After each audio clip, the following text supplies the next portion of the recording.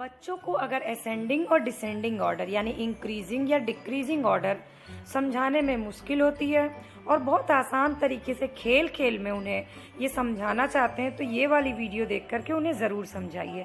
Hello kids, hello parents, आज की video है मैथ्स की असेंडिंग या डिसेंडिंग ऑर्डर या इंक्रीजिंग या डिक्रीजिंग ऑर्डर के बारे में, जिसमें अप्स एंड डाउन्स करके यानी कि खेल खेल में और कुछ दो ऐसी ट्रिक बताऊंगी वीडियो के अंत में जिससे आपको बहुत इजीली समझ में आ जाएगा। मैथ्स की क्लास में आज मैं आपको समझाऊंगी इंक्रीजिंग और डिक्रीजिंग ऑर्डर, यानी इंक्रीजिंग छोटे से बड़े बढ़ना इस तरह से, और डिक्रीजिंग यानी कि बड़े से छोटा इस तरह से। मतलब आप एक तरह से इसे एक सीढ़ी मान लीजिए, सीढ़ी पे चढ़ना छोटे स्टेप से 1 2 3 4 5 6 और सीढ़ी से उतरना 6 5 4 3 2 1। तो ये जब चढ़ते हैं तो ये होता है इंक्रीजिंग ऑर्डर और जब उतरते हैं तो ये होता है डिक्रीजिंग ऑर्डर। तो इसको किस ट्रिक से सॉल्व करना है, बच्चों को कैसे, बच्चे आप समझ जाएंगे, ऐसी ट्रिक बताऊंगी ताकि आपको कोई कंफ्यूजन ना हो। 1 से लेके 100 तक कोई भी नंबर दिया जाए आप उसको आराम से लगा सकते हैं इंक्रीजिंग और डिक्रीजिंग ऑर्डर में। इंक्रीजिंग और डिक्रीजिंग ऑर्डर के लिए आपको 1 to 100 काउंटिंग आनी बहुत ज़रूरी है सबसे पहले, लेकिन इसकी बैकवर्ड काउंटिंग आए ये ज़रूरी नहीं है, क्योंकि ये बहुत मुश्किल है बच्चों को 1 to 100 बैकवर्ड काउंटिंग याद कराना। तो एक ऐसी ट्रिक बता देते हैं जिससे बिना बैकवर्ड काउंटिंग याद किए बच्चे बहुत अच्छे से इंक्रीजिंग और डिक्रीजिंग में लगा सकते हैं। तो सबसे पहले इंक्रीजिंग या डिक्रीजिंग से क्वेश्चन किस तरह से बच्चों के एग्जाम में आते हैं वो बताती हूँ। जैसे कि 7 5 21 11 एंड 32। ओके, इसको आपको इंक्रीजिंग ऑर्डर में लगाना है, यानी सबसे छोटा कौन सा है, उससे बड़ा, उससे बड़ा, उससे बड़ा। तो आपको ये बच्चों को देना है, तो बच्चे कैसे लगाएंगे, बच्चे कंफ्यूज हो सकते हैं। तो इसका आंसर क्या होगा कि एक सीढ़ी बनाते हैं पहले।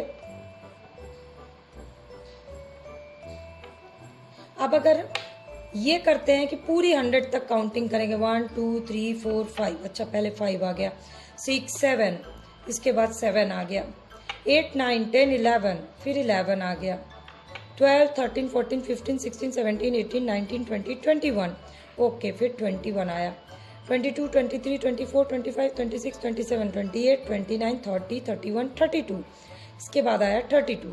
तो ये जो है ये बहुत ज़्यादा टाइम लेगा, तो इसके लिए ट्रिक क्या है वो मैं आपको बताती हूँ। बहुत ही सिंपल ट्रिक है। कॉपी के वन साइड लिखना है 1 to 10, 0 से काउंटिंग 0 1 2 3 4 5 6 7 8 एंड 9। ओके, सेम यही काउंटिंग को फिर लिखना है 0 1 2 3 4 5 6 7 8 9। अब आप सोच रहे होंगे ये 2 बार काउंटिंग लिखने से क्या फ़ायदा होगा। अब मैं आपको बताती हूँ कि समझना कैसे इसको। अब क्वेश्चन क्या पूछा गया,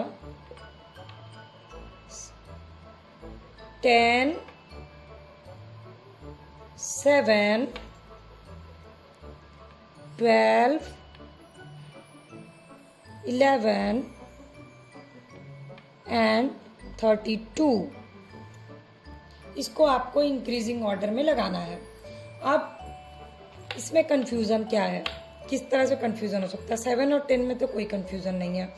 तो सबसे पहले 1 डिजिट वाले में बच्चे को बताना है कि पहले क्या आया, फर्स्ट डिजिट सबका देखिए। तो सबसे पहले 7 तो लिख ही लेना है। अब इसमें कंफ्यूजन शुरू होगा। तो फर्स्ट डिजिट सबका 1 है, 1 पहले आ गया। अब सेकंड डिजिट इसमें 0 है, इसमें 2 है। ओके, तो 0 पहले आया है या 2 पहले आया है, तो 0 पहले आया है यानी कि 10 पहले होगा।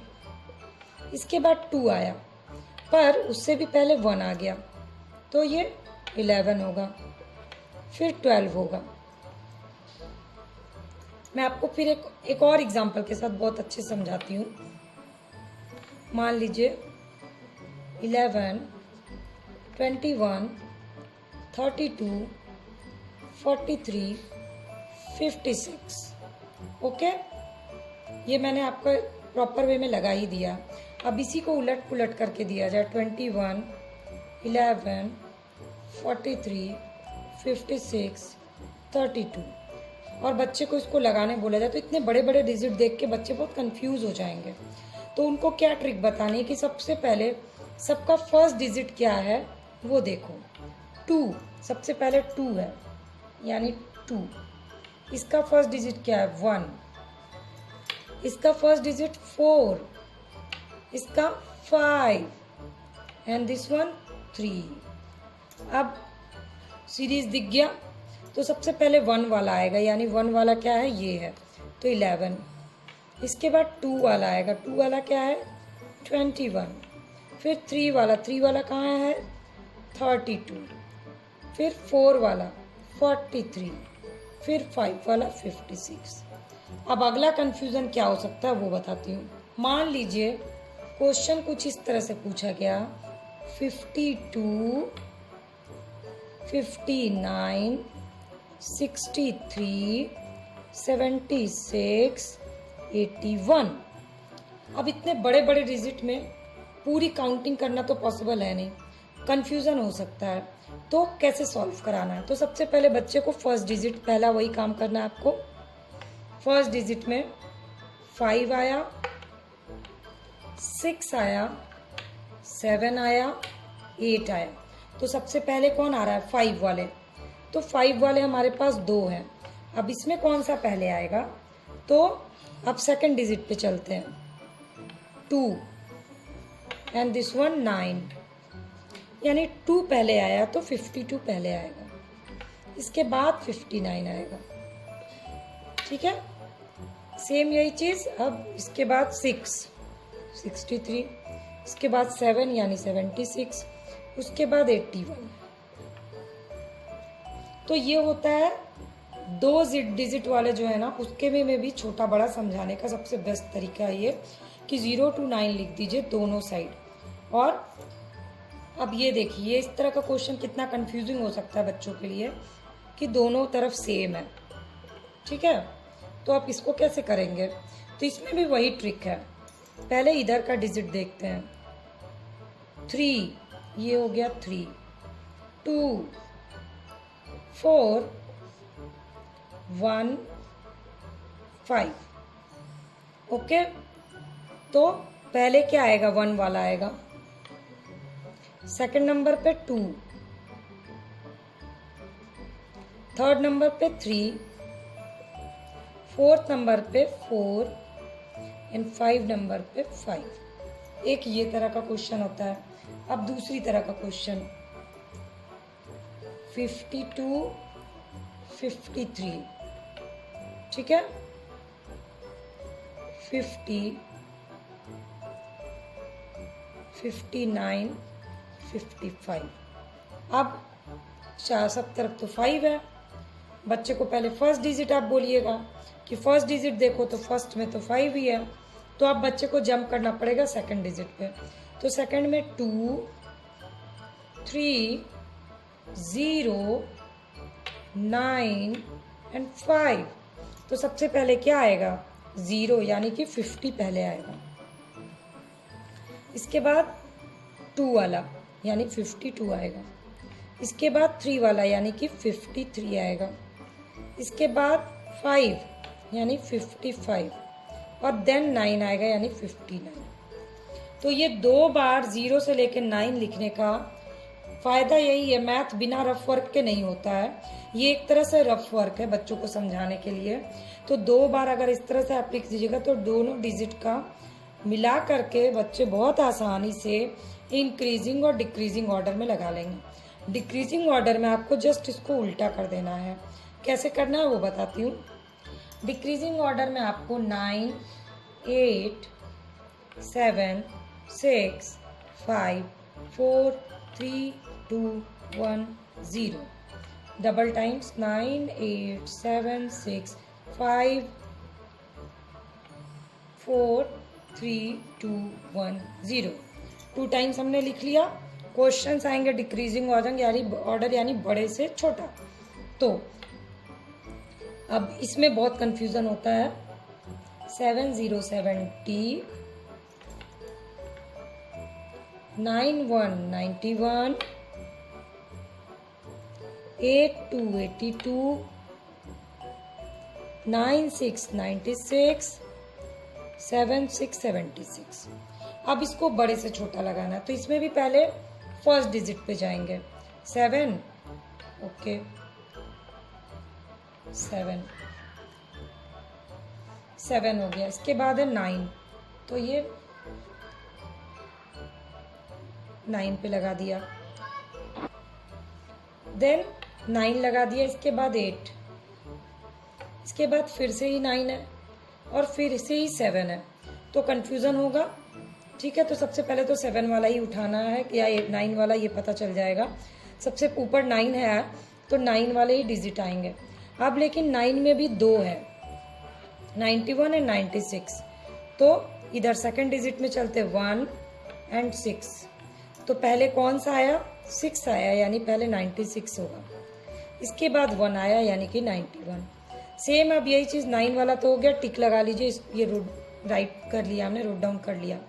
अब आते हैं 8 पे, तो 8 है और 2 82। इसके बाद आया 7, तो 7 में सेकंड डिजिट पे जाना पड़ेगा। 0 और 6 है, तो 0 यहाँ है, 6 यहाँ है, तो पहले कौन सा आएगा? 76, देन 70। तो ये हो गया डिक्रीजिंग ऑर्डर 96, 91, 82, 76, 70। तो डिक्रीजिंग और इंक्रीजिंग में दोनों में अलग अलग तरह से आप, तो ओवरऑल हमने क्या समझा कि जब भी इंक्रीजिंग ऑर्डर करना है तो हमें लिखना 0 1 2 3 4 5 6 7 8 9 2 टाइम्स। जिस भी कॉपी में हम कर रहे हैं उसमें हमें ये लिख देना है। और जब हम डिक्रीजिंग ऑर्डर करेंगे तो यही काउंटिंग हमें उल्टी लिखनी है, बैकवर्ड काउंटिंग 2 टाइम्स। यानी बेसिकली बच्चों को बैकवर्ड काउंटिंग में 1 to 10 बैकवर्ड काउंटिंग आना जरूरी है। 10 9 8 7 6 5 4 3 2 1, ये बैकवर्ड काउंटिंग बस इतना ही याद होना जरूरी है। इतने में उनका इंक्रीजिंग और डिक्रीजिंग ऑर्डर दोनों बहुत अच्छे से कंप्लीट कर लेंगे। एक और तरीका होता है, वो भी बताती हूँ, जो उनको गेम्स में करवा सकते हैं। बच्चों को सीढ़ी के थ्रू समझाइए, यानी आप उनके लिए इस तरह से सीढ़ियां बना करके उनको दीजिए। इंक्रीजिंग या डिक्रीजिंग को समझाने का एक दूसरा तरीका है। ठीक है, अब आप यहाँ पर उनको काउंटिंग दे दीजिए। 7 10 5 3 1 11 14 12। ठीक है, अब उनको उसी ट्रिक से करना है। एक तो जिनको 10 तक बैकवर्ड काउंटिंग याद है वो तुरंत कर लेंगे बैकवर्ड काउंटिंग में। छोटे से बड़ा तो पहले, या बड़े से छोटा, दोनों ही तरह से लगा सकते हैं। तो पहले हम लोग बड़े से छोटा कर लेते हैं। तो यहाँ पर उनको वही करना है, 9 से काउंटिंग लिखनी है नीचे तक। 9 8 7 6 5 4 3 2 1 0। सेम यही चीज़ इधर भी रिपीट करना है। और फिर उनको बताइए कि यहाँ लिखें 14 12। अगर इंक्रीजिंग में लिख रहे हैं तो, और डिक्रीजिंग में लिख रहे हैं तो इधर से।